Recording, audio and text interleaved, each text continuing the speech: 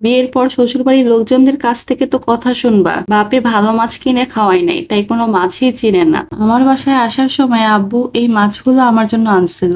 মাছগুলো বের করলাম, বের করে দেখলাম মাছগুলো দেখতে অনেক সুন্দর লাগতেছে। দেখেই মনে হইতেছে মাছগুলো অনেক ফ্রেশ হবে। আমি আবার কোনো মাছই কাটতে পারি না, শুধু চিংড়িটা আমি কাটতে পারি। এই মাছটা কাটার সময় চিন্তা করতেছিলাম কোন সাইড থেকে আগে কাটবো। আর এদিকে পেটুস আমাকে বলতেছে মাছটা রেখে দাও, আমি বাইরে থেকে কেটে নিয়ে আসবো। ও মাছ কেনার সময় সব বাইরে থেকে কেটে নিয়ে আসে। তাইও বলতেছিল সবগুলো ইলিশ মাছ বাজারে নিয়ে কেটে নিয়ে আসার কথা, কিন্তু ইলিশ মাছটা যখন কাটা হয় তখনই রান্না করতে ভালো লাগে। ইলিশ মাছের ঘ্রাণটা থাকে, আর কেটে ফ্রিজে রেখে দিলে দেখা যায় ওই ঘ্রাণটা আর পাওয়া যায় না। সেজন্য আমি বললাম আমি বাসায় কাটবো, দেখি না ইলিশ মাছটা কাটার ট্রাই করি। ইলিশ মাছটা খুব সুন্দর করেই কাটলাম, একটু তো বাঁকা চাকা হয়েছে, যাই হোক কাটতে তো পারছি, এটাই অনেক। প্রথম অবস্থায় তো ভালো মতো কেউ কাটতেই পারে না, আমি তাও ভালোই কাটছি। ইলিশ মাছটা কাটার পরে চিন্তা করলাম সাদা পোলাও করি আর সাথে ইলিশ কোরমা করি। ইলিশ কোরমার জন্য আমি এখানে কাজু বাদামের সাথে হালকা কুসুম গরম দুধ দিয়ে ভিজিয়ে রাখছিলাম। তারপর কাজু বাদাম গুলোকে আমি ব্লেন্ড করে নিলাম।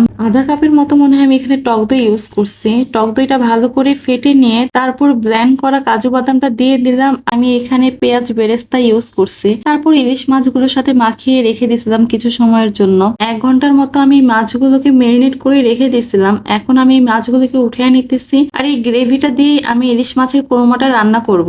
এইদিকে আমি এক চুলার মধ্যে পোলাওটাও বসায় দিছি। পোলার চালগুলো আমি ভালো করে ভেজে নিতেছিলাম। পোলাওয়ের চালটা একটু ভালো করে ভেজে নিলে পোলাও রান্নাটাও ভালো হয়। তখন শুক্রবারের দিন ফুল গ্যাস ছিল, তাই চিন্তা করলাম পাশের চুলায় ইলিশ মাছের কোরমাটাও রান্না করে ফেলি। আমার পোলার সাথে সাথে মাছের কোরমাটাও রান্না করা শেষ হয়ে যাবে, কাজও তাড়াতাড়ি এগিয়ে আসবে। কড়াইয়ের মধ্যে আমি তেল নিয়ে নিলাম। 1 কাপ পরিমাণ পেঁয়াজ বাটা এখানে ইউজ করছি। পেঁয়াজ বাটাটা একটু তেলের সাথে ভেজে নিব। এরপর আমি এখানে ওই তো মাছের মাখানো যে গ্রেভিটা ছিল ওইটা দিয়ে দিব। আর এই বাটিটা আর একটু পানি দিয়ে ধুয়ে সামান্য এই পানিটাই ইউজ করব, আর কোনো পানি এখানে আমি দিব না। মশলাটার সাথে এই পানিটা একটু মিশিয়ে দিলাম। তারপর আমি এখানে 1 চামচের মতো টমেটো সস দিচ্ছি আর পরিমাণ মতো লবণ ইউজ করে দিচ্ছি। এরপর আমি আধা কাপের মতো দুধ নিয়ে ভালো করে কষিয়ে নিব।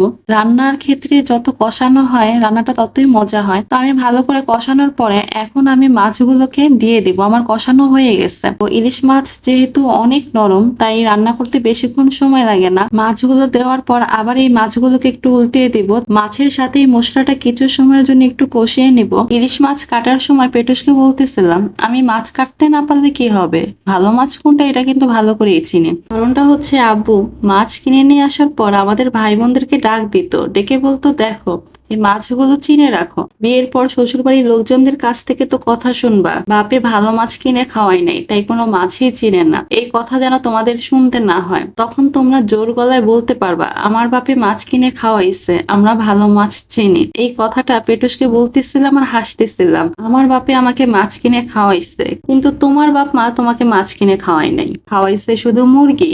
মুরগি ছাড়া আর কিছুই বুঝো না, কোনো মাছই তুমি চিনো না। ভালো মাছ কিনতে গেলে ভালো মাছ কিনে নিয়ে আসতে পারো না। পেটুসকে তখন বলতেছিলাম শ্বশুরবাড়ির লোক আমাকে কি খোটা দেবে, আমি মাছ চিনি না, আমি এখন তোমাকেই খোটা দিই, তুমি কোনো মাছই চিনো না। আচ্ছা এখন রান্নায় আসি। মাছটা যখন কষানো হয়ে যাবে তখন আমি 1 মগের পরিমাণ দুধ দিচ্ছিলাম। এখানে কোনো পানি আমি ইউজ করি নাই। ইলিশ কোরমাটা আমি দুধ দিয়েই রান্না করছি। আর এই দেখেন আমার ইলিশ কোরমা রান্নাটাও শেষ, আর পাশের চুলে আমার পোলাও রান্নাটাও হয়ে গেছে। রান্নার শেষে আমি এখানে 2 চামচ ঘি দিয়ে দেব। ইলিশ কোরমার মধ্যে মেইন পার্টি হচ্ছে ঘি, দুধ আর হচ্ছে বাদাম। এই 3টা জিনিস মাস্ট বি দেওয়াই লাগবে। আর এই তো আমার ইলিশ কোরমা রান্না করাটাও শেষ, সাথে পোলাও রান্নাও হয়ে গেছে। পোলাওয়ের সাথে ইলিশ কোরমাটা খেতে ভালোই লাগে, কিন্তু আমার কাছে বেশি ভালো লাগে পোলাওয়ের সাথে সাদা ইলিশ যেটা রান্না করে ওইটা বেশি। যাই হোক আজকের ভিডিওটি এই পর্যন্তই। ভালো থাকবেন সবাই, আল্লাহ হাফেজ।